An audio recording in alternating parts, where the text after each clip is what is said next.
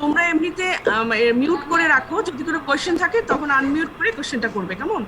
তাহলে ওই একটা নয়েজ হয়, নয়েজটা হবে না।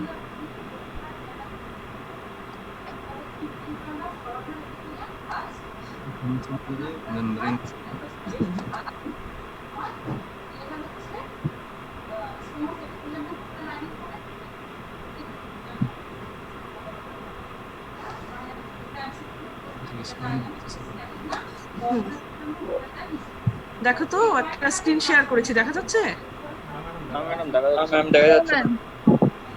দেখা গেলে একটু ওয়েট করো।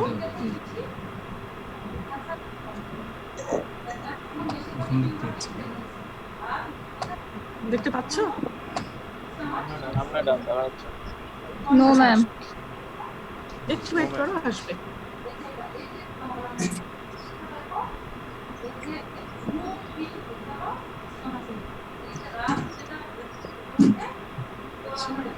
না, ওরা দেখতে পাচ্ছে না। দেখা যাচ্ছে ইনসান? না ম্যাডাম, দেখা যাচ্ছে না। দেখা যাচ্ছে না।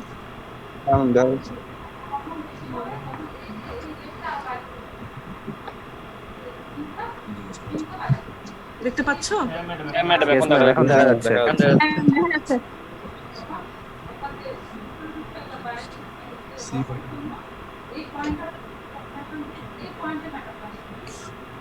যারা আসবে তাদেরকে অ্যাডমিট করে ফেলতে হবে, তাই না? তো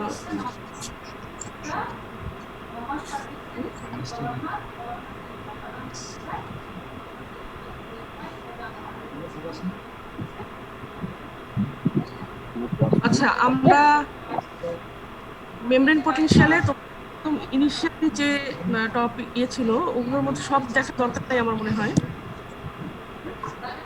হ্যাঁ,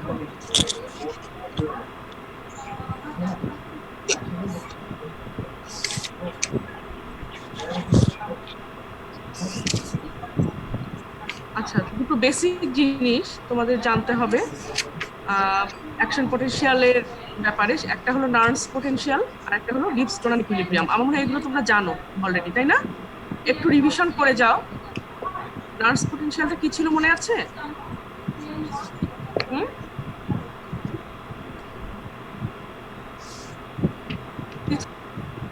যে কোনো সাপোজ ধরে নাও যে একটা সেলের বাইরে একটা সিঙ্গেল আয়ন স্পেসিস আছে, হ্যাঁ, এবং একটা পারমিয়াবল মেমব্রেন আছে সেই সেলের, এবং এর একটা পয়েন্টে গেলে এই আয়নটার কোনো নেট মুভমেন্ট হবে না। এখানে একটা নির্দিষ্ট ion, suppose nerves potential for potassium ion, কেমন? তাহলে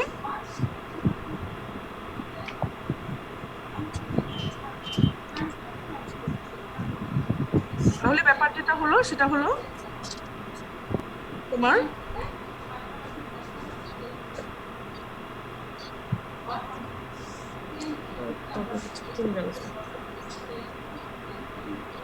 হ্যাঁ, আমরা নার্ভস পটেনশিয়াল বলছিলাম যে when a biological membrane is permeable with single ion species, the potential developed at which point that there is no net movement of ions across the membrane. কেমন? এটাই ছিল nerves potential. আর ছিল equilibrium, তোমরা জানো, সেটা হলো the inequitable distribution of diffusible ion across the cell membrane because of presence of impermeant ion. Impermeant ion বলতে anion of protein molecule, organic phosphate and sulfate compound on one side. That is, তোমার inside the cell there are some negatively charged protein ion, that is proteins. এই প্রোটিনসটা তোমার এখানে যেটা বলা হচ্ছে যে organic phosphate sulphate compound and anions of protein molecules on one side. এই ইকুইলিব্রিয়ামটাকে বলা হয় গিবস টোনাল ইকুইলিব্রিয়াম। এরপরে আসো যে মেমব্রেন পটেনশিয়াল কি ছিল আমাদের, এটা একটু মানে মেমব্রেন পটেনশিয়াল রাফলি তুমি যদি বলো তাহলে এটা হলো the electrical potential difference across the cell membrane. হ্যাঁ, electrical potential difference across the cell membrane. আর এই মেমব্রেন পটেনশিয়ালটা তোমার দুটো স্টেজে হয়, একটা হলো রেস্টিং মেমব্রেন পটেনশিয়াল, নেক্সট যেটা ছিল সেটা হলো অ্যাকশন পটেনশিয়াল, তাই না? আর তোমার রেস্টিং মেমব্রেন পোটেনশিয়াল যেটা, সেটা হলো ডিপেন্ডস করবে তিনটা ফ্যাক্টরের উপরে। একটা হলো যে ইলেকট্রিক্যাল চার্জ যে থাকবে তার ইলেকট্রিক্যাল চার্জের উপরে, দ্যাট ইজ এটা পজিটিভ না negative, that is polarity of the electrical charge with ion. হ্যাঁ, আর সেকেন্ড যেটা ছিল যে মেমব্রেন পারমিয়াবিলিটি কেমন থাকবে ওই আয়নের, বা প্রতিটা আয়নের পারমিয়াবিলিটি কেমন থাকবে মেমব্রেনের, তার উপর ডিপেন্ড করবে। আর থার্ড যেটা, সেটা হলো রেসপেক্টিভ যে আয়নস, তার কনসেন্ট্রেশন ইনসাইড এবং আউটসাইডে কেমন থাকবে, কি পরিমাণ থাকবে, কি মানে কোয়ান্টিটিটা কি পরিমাণ কতটুকু থাকবে তার উপরে ডিপেন্ড করবে। তাহলে মেমব্রেন পটেনশিয়াল ডিপেন্ডস করবে তিনটা ফ্যাক্টরের উপরে, এটা মাথায় রেখো। একটা হলো polarity of electrical charge of each ion, অথবা পোলারিটি অফ আয়নস বলতে পারো, polarity, permeability and concentration of the ion. In short, this is the factors on which membrane potential depends. এরপরে আসো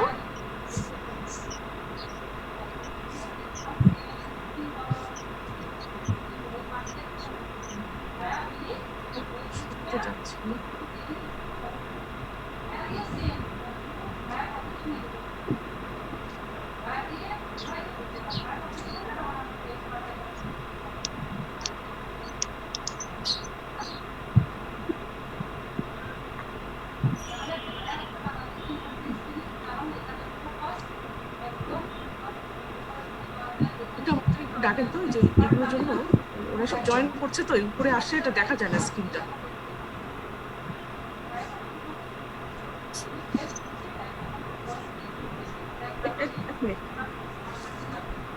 যেটা ইয়ে দিয়েছিলাম, হ্যাঁ, কিন্তু ছোট করে দিলে ওরা ওই যে চলে আসে তো একদম ঢেকে যায় পুরো স্ক্রিন। ভালো একটু সাইডে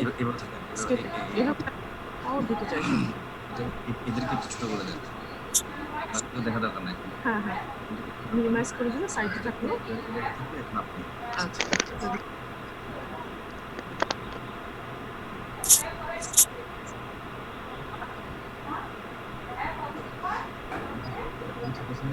হ্যাঁ ঠিক আছে। আচ্ছা, আমি নেক্সট ক্লাস থেকে এটা নিয়ে করে দেবো। হ্যাঁ, আমি বেশিক্ষণ নেবো না ক্লাস, যদি কিছু কোশ্চেন আছে। আচ্ছা, এরপরে আসলো রেস্টিং মেমব্রেন পোটেনশিয়াল আমরা বললাম।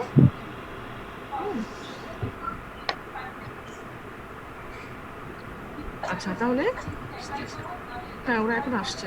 তাহলে রেস্টিং মেমব্রেন পোটেনশিয়ালটা কি বাই ডেফিনেশন তুমি যদি বলো, তাহলে তোমাকে বলতে হবে relatively stable membrane potential of a cell in a quiescent state. That is quiescent বলতে এখানে বোঝাচ্ছে আনস্টিমুলেটেড, মানে যখন সে কুইসেন্ট স্টেটে থাকবে, সেল আনস্টিমুলেটেড থাকবে, তখন যে রিলেটিভ স্টেবল মেমব্রেন পোটেনশিয়াল থাকবে এটাকে আমরা বলছি রেস্টিং মেমব্রেন পোটেনশিয়াল। আর তোমরা অলরেডি জানো যে রেস্টিং মেমব্রেন পোটেনশিয়াল এক একটা মেমব্রেনের এক এক রকম, তাই না? এক একটা তোমার হার্ট মাসল সেলের মাসল ফাইবারের এক ধরনের, তারপরে প্রত্যেকটারই রেস্টিং মেমব্রেন পোটেনশিয়াল ডিফারেন্ট হতে পারে, স্কুপ মাসলের এক ধরনের। হ্যাঁ, তাহলে যেমন লার্জ নার্ভ ফাইবারের হলো -90 মিলিভোল্ট, তারপরে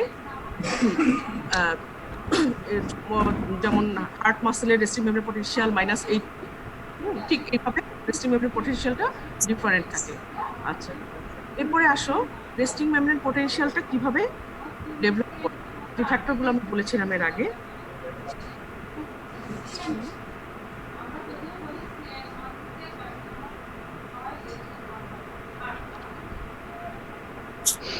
হলো সোডিয়াম পটাশিয়াম পাম্প।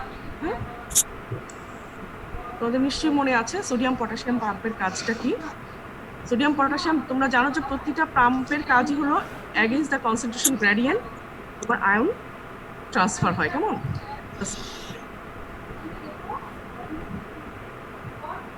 তাহলে all cells membrane of the body have a powerful sodium potassium pump, যেটা হলো কন্টিনিউয়ালি ট্রান্সপোর্ট করে sodium ion to the outside of the cell and potassium ion to the inside.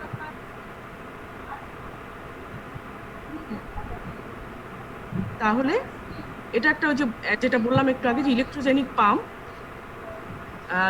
More positive charge pump হয় outside two the inside. যেমন হলো তোমার যদি 3 sodium ion আউটসাইডে চলে যায়, তাহলে 2 পটাশিয়াম আয়ন অ্যাগেইনস্টে ইনসাইডে এন্টার করবে। এখানে কি হয়, 3টা চলে গেল আয়ন আর 2টো পজিটিভলি চার্জড আয়ন ইন্টার করলে ইনসাইড দ্য সেল, তাহলে এক নেট ডেফিসিট থাকে পজিটিভ আয়নের। inside. Come on.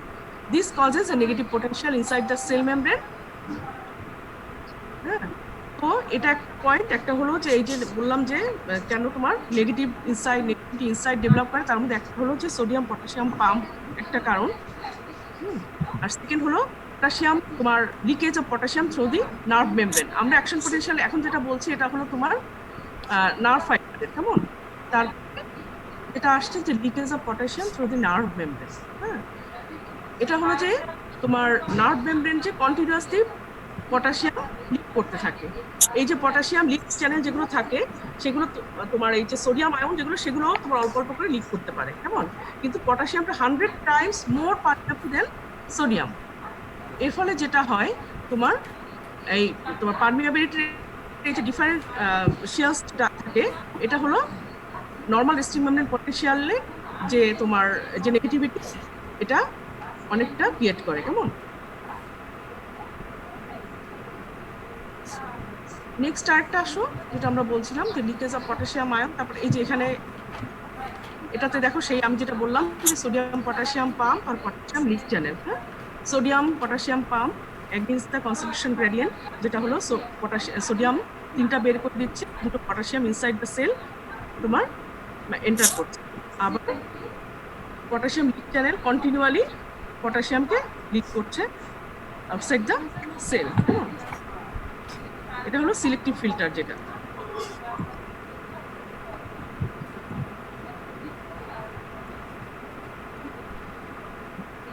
এরপরে তোমাদের একটা কোয়েশ্চেন থাকে, সেটা হলো যে origin of the normal resting membrane potential, মানে একটা normal resting membrane potential originated হয়, কেমন? এখানে হলো জানো যে রেস্টিং মেমব্রেন পটেনশিয়াল যদি বলা হয় অফ নার্ভ ইজ -90 মিলিভোল্ট। এই 90 মিলিভোল্ট হওয়ার জন্য যে ফ্যাক্টরগুলো কন্ট্রিবিউট করবে তার মধ্যে নাম্বার 1 হলো contribution of potassium diffusion potential, যেটা আমি একটা বললাম যে পটাশিয়াম ডিফিউশন পটেনশিয়াল তৈরি হয় কিভাবে হয়, এই ফিগারে পরে একটা আছে, আমি পরে বলছি। আর সেকেন্ডলি হলো contribution of sodium diffusion potential, আর থার্ডটা সামেটেড একটা পোটেনশিয়াল হবে, এবং আলটিমেটলি আরেকটা যেটা সেটা হলো contribution of sodium potassium pump. তাহলে তিনটা জিনিস মাথায় রেখো, একটা হলো contribution of potassium ion diffusion, that is diffusion, যেটা contribution of sodium ion and sodium potassium pump. এই তিনটা ফ্যাক্টর তোমার কন্ট্রিবিউট করবে to the formation of normal resting membrane potential. তোমরা কি আমাকে বুঝতে পারছো, শুনতে পারছো? Yes, ma'am. আচ্ছা, তাহলে শুরুতে যে ফ্যাক্টরটা নিয়ে আমরা ডিসকাস করছি সেটা হলো পটাশিয়াম ডিফিউশন পটেনশিয়াল। এটা হলো যে কাজটা সেটা হলো যে মানে ধরে নাও যে পটাশিয়ামটা শুধু মানে জাস্ট বোঝার জন্য ধরে নাও একটা পটাশিয়াম এখন across the cell membrane transfer হবে, কেমন? সেটা হলো যদি চিন্তা করি আমি, তাহলে পটাশিয়াম নর্মালিতে ইনসাইড দ্য সেল বেশি থাকে 35:1 রেশিওতে। হ্যাঁ, আর nerve potential corresponding to this ratio is -94 millivolt, কেমন? এটা হলো ডিপেন্ড করে, তোমরা জানো সেই গোলম্যান ইকুয়েশন করে বের করতে হয়। তাহলে এটা খুব একটা খুব কমপ্লিকেটেড, হয়তো ক্লাসে আমি বুঝাতে পারতাম, কিন্তু এখানে একটু ডিফিকাল্ট। তো শুধু জেনে নাও যে -94 মিলিভোল্ট যে রেশিও থাকে এর সাথে করেসপন্ডেড এই যে নার্ভ পোটেনশিয়ালটা এখানে। হ্যাঁ, অনেকে বুঝতে পারছে না, কমেন্ট করতে হবে। শুনতে পাচ্ছ না? অনেকে তোমরা একটু ক্লাসে অ্যাটেন্ড করতে পারছে না। পারছে না, আমি তো নিয়ে নিচ্ছি, তো একসেপ্ট করছি, তো 3জন 4জন করে তো আসছে, অ্যাডমিট অল করে দিচ্ছে বারে বারে।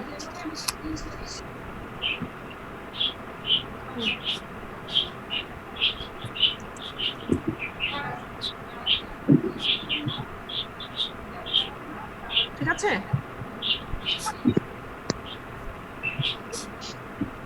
নেক্সট আসো সোডিয়াম ডিফিউশন পটেনশিয়াল, কেমন?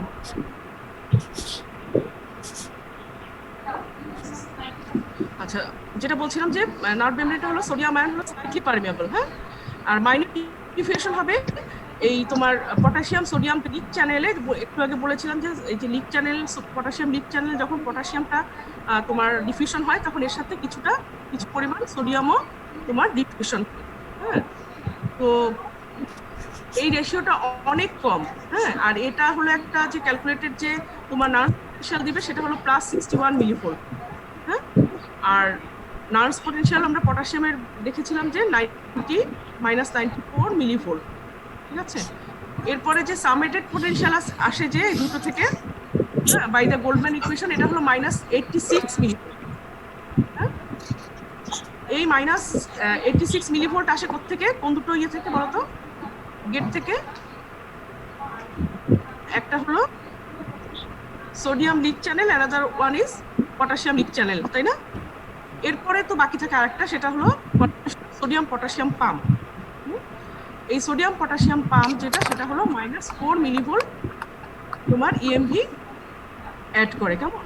এই টোটাল 86 -86 প্লাস -4 মিলিভোল্ট, এই দুটো মিলে টোটাল হয় হলো -90 মিলিভোল্ট। এটাই হলো টোটাল তোমার resting membrane potential of A nerve fibre, এই -90 মিলিভোল্ট। ঠিক এভাবে আসবে। তাহলে তিনটা ফ্যাক্টর তোমাকে লিখতে হবে, যে contribution of sodium potassium pump, contribution of potassium leak channel, another one is contribution of sodium leak channel, কেমন। তোমরা স্ক্রিনশট নিয়ে রাখতে পারো এগুলো শেয়ার করার জন্য, হ্যাঁ, লেখার জন্য। শুনতে পাচ্ছ? জি ম্যাডাম লিখছি। Yes, ma'am. হ্যাঁ, তোমরা একটু স্ক্রিনশট নিয়ে নাও, তাহলে একটু পড়ে নিও স্ক্রিনশট নিয়ে, হ্যাঁ, একটু সাবমিটেড করা, Yes, ma'am. সাবমিটেড করা, জাস্ট তোমরা একটু স্ক্রিনশট নিয়ে নাও। জাস্ট এই তিনটা লিখতে হবে তোমার। এখানে তোমাদের রিটেনে কোশ্চেন থাকে origin of normal resting membrane potential, অথবা how normal resting membrane potential is origin, এরকম থাকতে পারে, কিভাবে ক্রিয়েট হয়, এভাবেও থাকতে পারে, কেমন। তাহলে দুটো পাম্প, তারপরে দুটো পাম্প থেকে সামেটেড করলে আসে -86, আর হলো সোডিয়াম পটাশিয়াম পাম্প, সেখান থেকে আসে -4। আমি বললাম যে total then net membrane potential আসে -90 মিলিভোল্ট, হ্যাঁ। আচ্ছা, এই গেল আমাদের resting membrane potential, that is the membrane পোটেনশিয়ালের একটা স্টেজ, ইনিশিয়াল স্টেজ, হ্যাঁ। এবারে আসো যে একদম যেটা হলো প্রয়োজন, যেটা হলো তোমাদের দরকার, একটু আগে বলছিলে যে অ্যাকশন পোটেনশিয়াল, তাই না। তাহলে সেকেন্ড স্টেজটা কি, মানে সেকেন্ড স্টেজটা হলো মানে successive second stage is action potential. তাহলে অ্যাকশন পোটেনশিয়াল কি, এটা হলো ইন শর্ট তুমি যদি বলো যে electrical response of the membrane in threshold আর greater than normal threshold stimulus. Threshold স্টিমুলাসটা হলো একটা মিনিমাম স্টিমুলাস, যে স্টিমুলাসে অ্যাকশন তোমার অ্যাপিয়ার করতে পারে, কেমন। আর তাহলে অ্যাকশন পোটেনশিয়ালটা তুমি ইন শর্ট বললে এটা একটা electrical response of the membrane threshold or greater than threshold stimulus, সেটা করতে পারে, অথবা এর চেয়ে বেশি স্টিমুলাস দিয়েও তোমার মেমব্রেনের যে ইলেকট্রিক্যাল রেসপন্স সেটা ক্রিয়েট হতে পারে। এটাই হলো অ্যাকশন পোটেনশিয়াল। আর ইলাবোরেটলি তুমি যদি বলো, তাহলে তুমি এভাবে বলতে পারো যে action potential are the rapid changes in the membrane potential that spread rapidly along the nerve fiber membrane with a sudden change, কেমন। অথবা rapidly along the nerve fibre membrane, এটা তুমি না বাদ দিয়ে দিতে পারো, কারণ তুমি অ্যাজ এ হোল যেহেতু বলছো এটা অ্যাকশন পোটেনশিয়াল, ওই লাইনটা দরকার নেই। Action potential are the rapid changes in the membrane potential, এটা কি করে তাহলে, that causes a sudden change from the normal resting negative membrane potential to a positive potential, and ends with an almost equal rapid change back to the negative potential. এটা হলো তোমার action পোটেনশিয়ালের আরেকটু elaborately তুমি যদি বুঝে পড়তে চাও, তাহলে এটা তোমাকে জানতে হবে।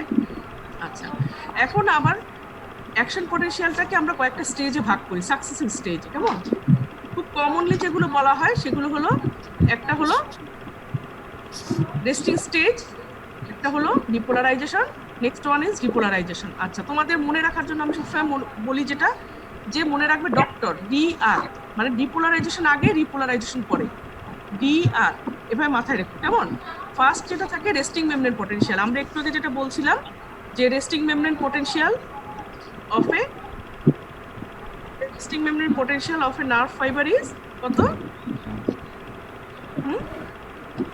-90, তাই না, -90। এটা দিয়ে নার্ভ দিয়ে এক একটা তোমার বললাম যে ইয়ের এক একটা অর্গানে, কিন্তু এখানে তুমি নার্ভেরটাই জানো, সেটা হলো -90 মিলিভোল্ট।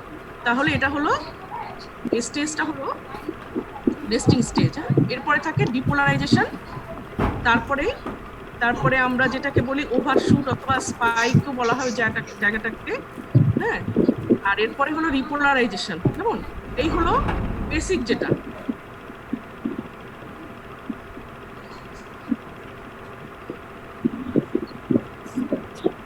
আচ্ছা, তাহলে রেস্টিং স্টেজে কি হয় দেখো, this is the resting membrane potential before the action potential begins.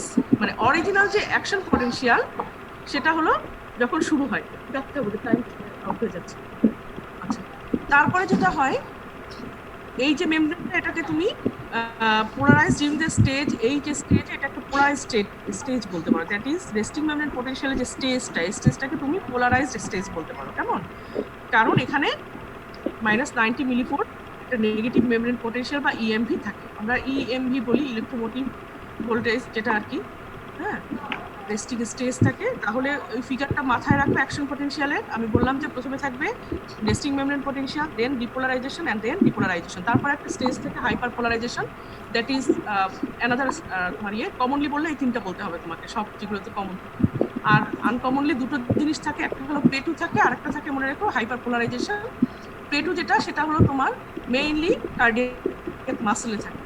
আচ্ছা, আমরা আগে কমন যেটা মানে অ্যাকশন পোটেনশিয়ালের যেটা হলো বেসিক যে তিনটা পার্ট, এটা আগে পড়ে নেই। সেটা হলো, একটা বললাম রেস্টিং মেমব্রেন পোটেনশিয়াল বা তোমার রেস্টিং স্টেজ, আর একটা হলো ডিপোলারাইজেশন স্টেজ।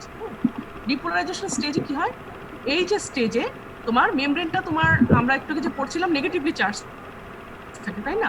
তখন হয় কি, সোডিয়াম আয়নটা পারমিয়েবল হওয়ার ফলে কি হয়, tremendous amount of positively charge sodium ion diffuse হয় ইন্টেরিয়র অফ দ্য এক্সন, কেমন? মানে এক্সন বলতে এখানে তুমি নার্ভ ফাইবার কথা চিন্তা করো, যেটা একটা নার্ভ ফাইবার্সের মধ্যে তোমার প্রচুর পরিমাণে সোডিয়াম আয়ন এন্ট্রি হয়, এটাকে আমরা ইনফ্লাক্স বলি, কেমন? আচ্ছা, তারপরে এই যে তোমার নর্মাল যে একটা পোলারাইজ স্টেটে ছিল, তাই না, রেস্টিং মেমব্রেন পোটেনশিয়াল, এটা হয় কি ইমিডিয়েটলি নিউট্রালাইজ হয়ে যায় by the inflowing of positively charge sodium ion. তাহলে নেগেটিভ তো থাকছেই ভেতরে, যেহেতু এর আগে বললাম রেস্টিং স্টেজে কিছু কিছু কারণে মানে কয়েকটা ভোল্টেজ গেট এবং কয়েকটা পারমিয়েবল থাকার কারণে নেগেটিভিটি ফর্ম হয়, এবং এই নেগেটিভিটিটা পজিটিভ হয়ে যায় by the influx of sodium ion at the depolarization stage. হ্যাঁ, যার ফলে কি হয়, তোমার এই যে গ্রাফটা দেখলে উপরের দিকে উঠে যায়, তাই না? পজিটিভিটির দিকে চলে যায়। দেখাচ্ছি আমার, এই যে দেখো এই সাইডে দেখো, এই যে মিলিভোল্ট গুলো এই যে বলা আছে এখানে জিরো, কেমন? জিরো থেকে উপরের দিকে যাচ্ছে, এগুলো হলো পজিটিভলি মানে চার্জের দিকে যাচ্ছে। আর এই যে এদিকে নিচের দিকে গেলে এটা হলো নেগেটিভলি চার্জের দিকে যাচ্ছে, কেমন? আর এটা হলো মিলি সেকেন্ড, মানে কত সেকেন্ড থাকে।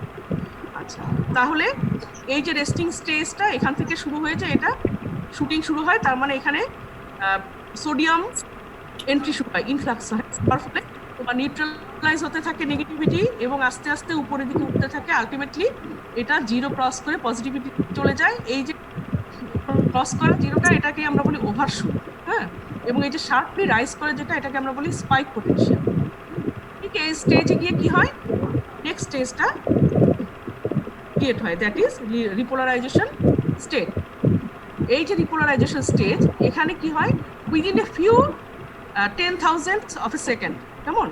এই মেমব্রেনটা highly permeable to sodium and the sodium channel begins to close, কেমন? and potassium channel open হয়ে যায়। এখানে সোডিয়াম চ্যানেল যেটা, যে মানে আগে যেটা হাইলি পারমিয়েবল ছিল সোডিয়াম আয়নটা, এটা সাডেনলি ক্লোজ হয়ে যাবে। ক্লোজ হয়ে যাওয়ার পরে কি হবে, পটাশিয়াম আয়নটা ওপেন হতে শুরু করে, এবং ওপেন হওয়ার ফলে নর্মালি পটাশিয়াম ইফ্লাক্সটা অনেক বেশি, হ্যাঁ। Then rapid diffusion of potassium ion to the exterior to re-establish the normal negative resting membrane potential. এই যে পটাশিয়াম আয়নটা বের হয়ে যাচ্ছে, আলটিমেটলি আবারও নেগেটিভিটি ইনসাইড দ্য সেল তৈরি হচ্ছে, কেমন? এর ফলে তোমার যেটা হয় সেটা হলো রিপোলারাইজেশন। তাহলে আমাদের গেল যে কিভাবে ডিপোলারাইজেশন হয়, ডিপোলারাইজেশন কিভাবে হয়। ডিপোলারাইজেশন কোন আয়ন রেসপন্সিবল ডিপোলারাইজেশনের জন্য বলো তো? Sodium. সোডিয়ামে কি ইনফ্লাক্স, Influx. আর রিপোলারাইজেশনটা Potassium. Influx. ফ্লাক্স। এবং মাথায় রেখো, আমি বলেছি ডক্টর, এটা দিয়ে মনে রাখবে, ডিপোলারাইজেশন আগে রিপোলারাইজেশন পরে। তোমরা কিন্তু পরীক্ষার হতে এগুলো এলোমেলো করে ফেলো, হ্যাঁ। আচ্ছা, তারপরে আসো রেকটিফিকেশন একটা আছে, এটা তোমাদের দরকার নাই। নেক্সট আসো,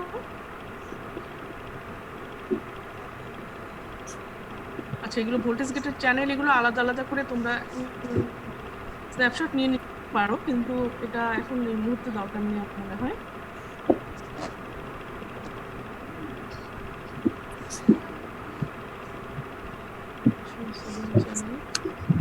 ডিটেলস করবে, তোমরা যেহেতু রিভিশন ক্লাস, এত ডিটেলস এই মুহূর্তে করতে গেলে শেষ করা যাবে না।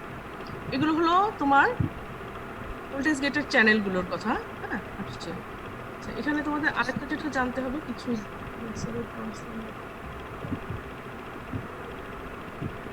যেটা বলছিলাম যে আরো দুটো স্টেজ আছে যেগুলো স্পেশাল, মানে কিছু কিছু তোমার যেটা হলো প্লেটুটা থাকে হলো কার্ডিয়াক মাসলে, হ্যাঁ, মাসল সেলে। তো আর দুটো জিনিস জানতে হবে, একটা হলো স্পাইক পোটেনশিয়াল। স্পাইক পোটেনশিয়াল বারবার আসবে, দেখবা যে শার্প রাইজ রিপোলারাইজেশন এবং rapid fall of repolarization are known as spike potential. আর পজিটিভ আফটার পোটেনশিয়াল বলে একটা কথা আছে, অথবা হাইপার পোলারাইজেশন বলে। এটা হলো যখন ওই যে রিপোলারাইজেশন স্টেটটা যখন নামতে থাকে নিচের দিকে। সরি, শুনতে পাচ্ছ না? অনেকে জয়েন হতে পারতেছে না এখন। আচ্ছা, দিচ্ছি।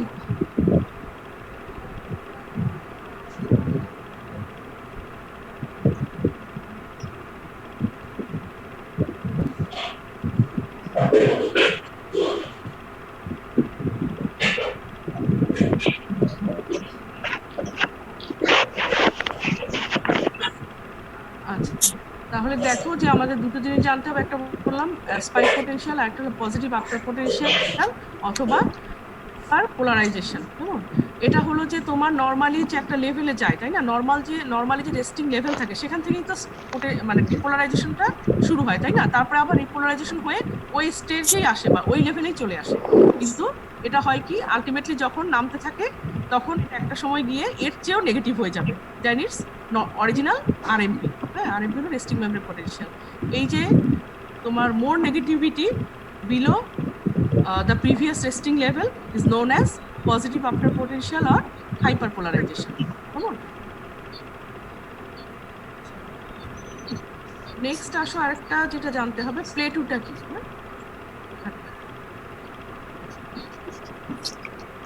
প্লেটু কোথায় থাকে? কোন ইয়েতে বললাম যে কার্ডিয়াক মাসলে। প্লেটুর ফিগারটা তোমাদের মনে আছে, তাই না? এটা তো ইয়ে করার দরকার নাই। সেটা হলো একটা জিনিস তোমাদের জানতে হবে, plateau is the continuation of depolarisation. এটা সবসময় মাথায় রাখবে। হ্যাঁ, এটা যদিও মনে হয় যেটা মানে ডিপোলারাইজেশনের part, but it is the continuation of depolarization. হ্যাঁ, তাহলে কিছু কিছু ক্ষেত্রে কি হয়,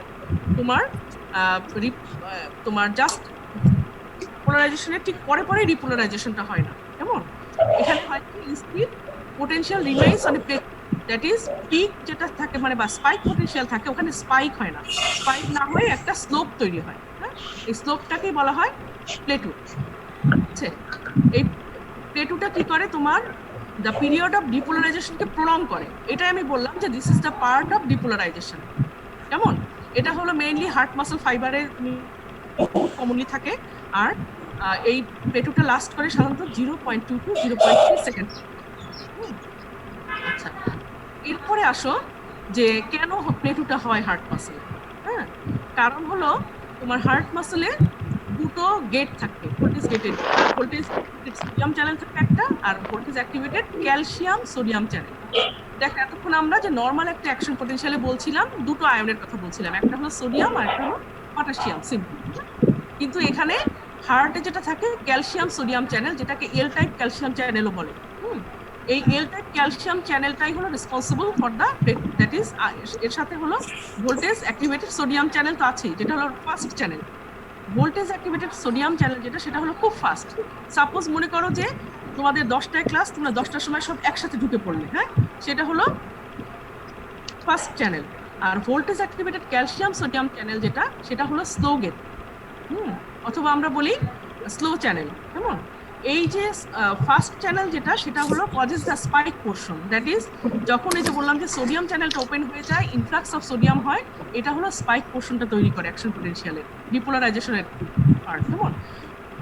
আর যখন হলো এই যে আস্তে আস্তে স্লো চ্যানেল যেটা, মানে সোডিয়াম কি বলে ক্যালসিয়াম সোডিয়াম চ্যানেল যেটা, সেটা যখন আস্তে আস্তে ওপেন হয়, তখন কি করে, ও আস্তে আস্তে ক্যালসিয়াম আয়নকে ঢুকাতে থাকে। দ্যাট ইজ লাইক তোমরা যেমন ক্লাসে ঢুকতে থাকো একজনের পর একজন 15 মিনিট ধরে, হ্যাঁ, ঠিক সেরকম মনে করো স্লো চ্যানেলটা, মানে দরজাটা খুলেই থাকে, আমি সহজে বন্ধ করতে পারি না। এটা হলো তোমার প্লেটো। হ্যাঁ, তাহলে এটা কি করে, ক্যালসিয়াম সোডিয়াম চ্যানেল, এটা মাথায় রেখো, এল টাইপ ক্যালসিয়াম চ্যানেল। হ্যাঁ, এই প্লেটোটা ফর্ম হওয়ার পরে একটা স্লোপ তৈরি হয়